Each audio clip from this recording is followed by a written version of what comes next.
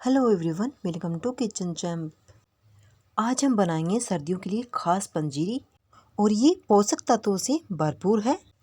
इस पंजीरी की आप एक कटोरी कुछ ही दिनों तक खा लेंगे तो आपका कमर दर्द, घुटनों का दर्द और सर दर्द, माइग्रेन, साथ में आपको खांसी जुकाम भी छू नहीं पाएगी।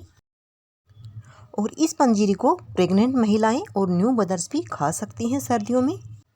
घर में छोटों से लेकर बड़ों तक सभी के लिए ये पंजीरी बहुत ही हेल्दी है।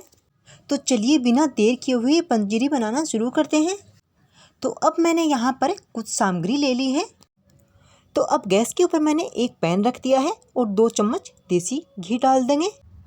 अब गैस ऑन कर दिया है मैंने और घी गर्म हो चुका है।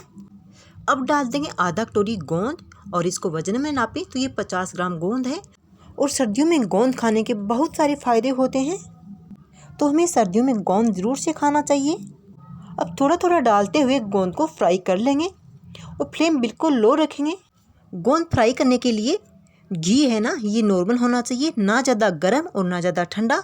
अगर ज़्यादा गर्म होगा तो होगा क्या कि जब हम गोंद डालेंगे ना तो वो डालते ही लाल हो जाएगा और अंदर से नहीं सिकेगा। और ठंडा होगा ना तो होगा क्या कि गोंद डालते ही चिपक जाएगा और वो अच्छे से फ्राई नहीं हो पाएगा।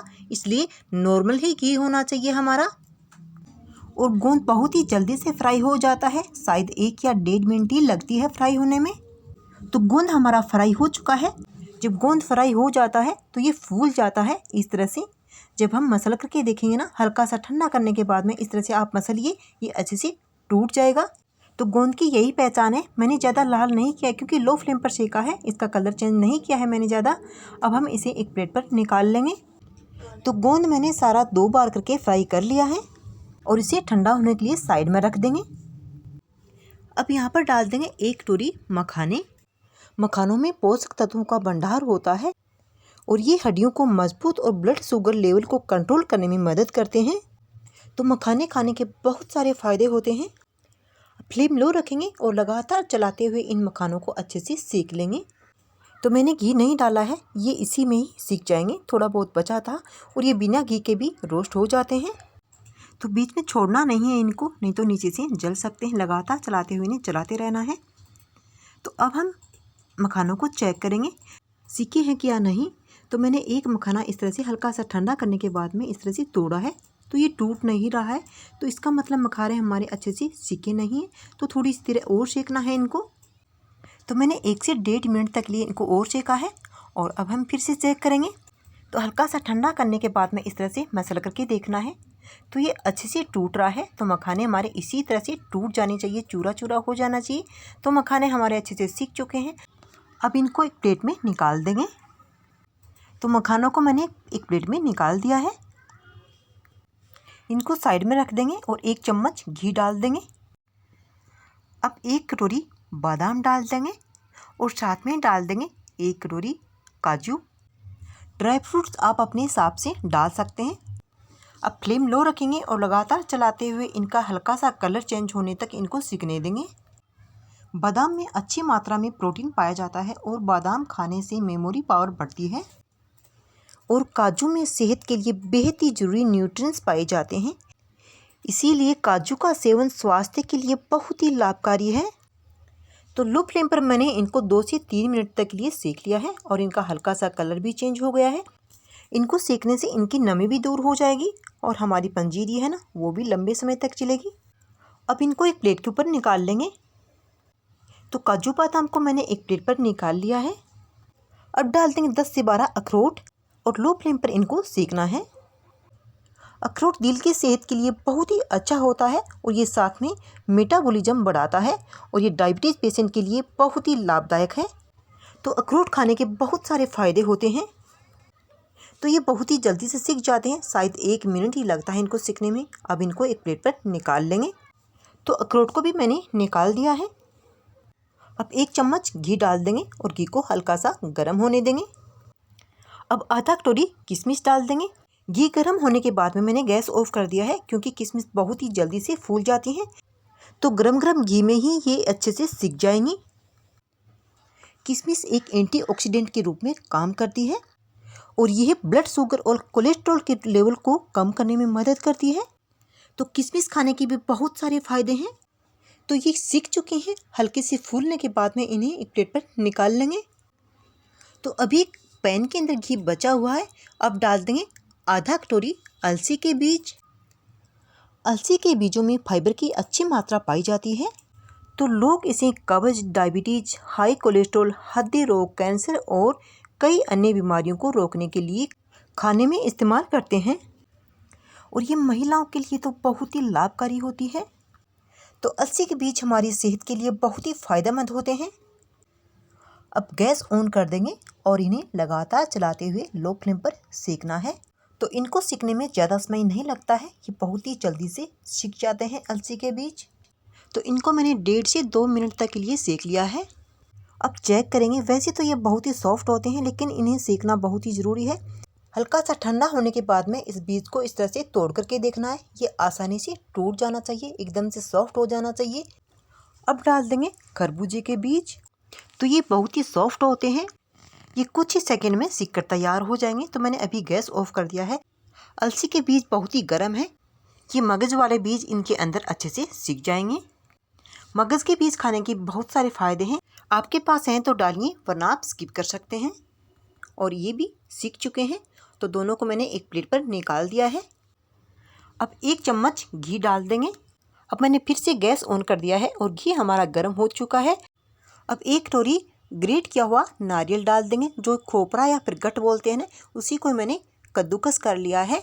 अब लो फ्लेम पर इन्हें सेकना है, ये बहुत ही जल्दी से सीख जाएगा। तो नारियल सूखा हो या फिर कच्चा, ये दोनों ही हमारी सेहत के लिए बहुत ही फ़ायदेमंद होते हैं। तो नारियल आयरन की कमी को दूर करता है और ये यूरिन इन्फेक्शन से बचाता है। और ये महिलाओं के लिए तो बहुत ही फ़ायदेमंद है और इसे प्रेग्नेंट महिलाएं भी खा सकती हैं, उनकी इम्यूनिटी को बढ़ाता है।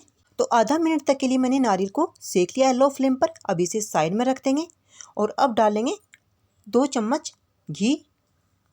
तो घी हल्का सा पिघल चुका है। अब डालेंगे 1 कटोरी सूजी। तो मैं सूजी डाल रही हूँ, आप गेहूं का आटा या फिर बेसन भी ले सकते हैं, जो भी आपको पसंद हो। आप आधा गेहूं का आटा और आधा सूजी भी ले सकते हैं। अब फ्लेम लो रखेंगे और सूजी का हल्का सा कलर चेंज हो जाएगा और अच्छी सी खुशबू आने लग जाएगी ना, तब तक सूजी को सेकना है। आप घी कम या ज़्यादा सूजी में डाल सकते हैं और बिना घी के भी सूजी को सेक सकते हैं, जैसे भी आपको पसंद हो। तो सूजी को मैंने 6 से 7 मिनट तक के लिए सेक लिया है और इसमें अच्छे से खुशबू आने लग गई है और सूजी का कलर भी चेंज हो गया है। तो सूजी हमारी अच्छे से सीख चुकी है। अब चलते हैं नेक्स्ट स्टेप की तरफ। अब यहाँ पर जो हमने मखाने और ड्राई फ्रूट्स को सेक कर तैयार किया था, ये ठंडे हो चुके हैं और अब मैंने एक मिक्सी जार ले लिया है। अब ड्राई फ्रूट्स को मिक्सी जार के अंदर डाल देंगे। तो मखाने, बादाम, सभी चीज़ें मैंने डाल दी हैं और इनमें से थोड़े थोड़े रखे हैं साबुत, ताकि हम पंजीरी में डालें तो अच्छे लगें। किशमिश को पीसना नहीं है, या तो आप बारीक करके डालिए या फिर आप साबुत भी डाल सकते हैं, जैसे भी आपको पसंद हो। अब मिक्सर जार के अंदर ड्राई फ्रूट्स और मखाने डाले थे ना, इन सभी का दरदरा सा पाउडर बना लेंगे। तो पाउडर मैंने बना लिया है। अगर आपको पसंद हो तो वो आप बारीक भी बना सकते हैं, लेकिन मैंने दरदरा सा बना करके तैयार किया है। और कोई साबुत रह गया है ना, उनको चाकू से कट कर लेना है। अब गोंद सेक कर तैयार किया था ना, ये भी ठंडा हो चुका है और मैंने एक कटोरी ली है और कटोरी से इस तरह से इस गोंद को इस तरह से मैश कर लेंगे। ये एकदम अच्छे से मैश हो जाएगा। तो गोंद को मैंने अच्छे से मैश कर लिया है, तो आप वीडियो में देख सकते हैं ये अच्छे से मैश हो चुका है। अब हम इसे साइड में रखेंगे और अब ले लिए है मैंने यहाँ पर जो सूजी सेक कर तैयार की थी ना, उसको मैंने परात में निकाल दिया है और ये सूजी ठंडी हो चुकी है। अब सूजी के अंदर डाल देंगे गोंद, जो हमने अभी मैश किया था। तो गोंद मैंने सारा डाल दिया है। अब ड्राई फ्रूट्स वाला पाउडर भी डाल देंगे, जो दरदरा पीस कर तैयार किया था। मखाने, काजू, बादाम वो सब मैंने डाल दिए हैं। अब यहाँ पर प्लेट पर मैंने मगज की बीज, अलसी की बीज और ये जो खोपरे वाला ग्रेट किया हुआ पाउडर, इन सभी को सेका था ना, वही मैंने डाल दिए हैं। अब यहाँ पर डालेंगे जो आधे साबुत रख लिए थे काजू, बादाम और मखाने और किशमिश, इन सभी को डाल देंगे। और अब डाल देंगे आधा चम्मच काली मिर्च पाउडर। अब यहाँ पर मैंने जायफल लिया है और इसको ग्रेट करके इस तरह से डालेंगे। ये बहुत ही हेल्दी होता है। तो जायफल मैंने ग्रेट करके डाल दिया है। अब सभी चीज़ों को अच्छे से मिक्स कर देंगे। तो मिक्स मैंने अच्छे से कर दिया है। अब चलते हैं नेक्स्ट स्टेप की तरफ। तो गैस के ऊपर मैंने एक पैन रख दिया है और अब ले लिया है मैंने 1 कटोरी गुड़ का बूरा। आप गुड़ भी ले सकते हैं, मीठा आप अपने हिसाब से डाल सकते हैं। मैंने 1 कटोरी सूजी ली थी तो एक ही कटोरी गुड़ का बूरा लिया है। अगर आपको चीनी से कोई प्रॉब्लम नहीं है तो चीनी भी ले सकते हैं, लेकिन हेल्दी तो गुड़ ही रहता है। सर्दियों में गुड़ ही हमें खाना चाहिए। अब डाल देंगे 3 से 4 चम्मच पानी। अब मैंने गैस ऑन कर दिया है और गुड़ के पूरे को अच्छे से पिघलने देंगे। तो गुड़ का बूरा अच्छे से पिघल चुका है और अब फ्लेम लो रखेंगे। सिर्फ आधा मिनट तक के लिए उबलने देना है, ज़्यादा देर तक नहीं उबालेंगे और ना ही हम चाशनी वगैरह बनाएंगे। सिर्फ और सिर्फ इसमें 2 से 3 उबाल आने देंगे आधा मिनट तक के लिए। अगर ज़्यादा देर तक उबालेंगे ना तो ये कड़वापन देने लग जाता है और ये हार्ड भी हो जाएगा। तो इसलिए मैंने सिर्फ और सिर्फ आधा मिनट तक के लिए इसे उबाल लिया है। तो अब चलते हैं हमारे जो सारा मिश्रण को तैयार किया था परात के अंदर। यहाँ पर मैंने एक छलनी ले ली है और छलनी में इसे छानेंगे ताकि जो भी कोई गंदगी है या कोई डस्ट है अच्छे से साफ़ हो जाए। तो मैंने छान लिया है और अब अच्छे से मिक्स कर देंगे। तो गरम गरम ही डालना है और गरम गरम को ही अच्छे से मिक्स कर देना है। तो मैंने अच्छे से मिक्स कर दिया है। तो सर्दियों के लिए ख़ास पंजीरी हमारी बनके तैयार है और ये हेल्दी के साथ साथ बहुत ही स्वादिष्ट बनकर के तैयार हुई है। तो आप इसे कुछ ही दिन खा लेंगे ना तो आपको असर दिखाई देने लग जाएगा। आपको किसी भी तरह का दर्द हो आपको उसमें फ़ायदा होगा। तो आप एक बार से ज़रूर ट्राई करके देखिएगा।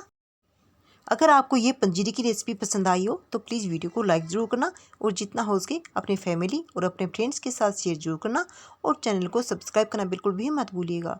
Thank you, take care, bye bye. फिर मिलते हैं नई रेसिपी के साथ।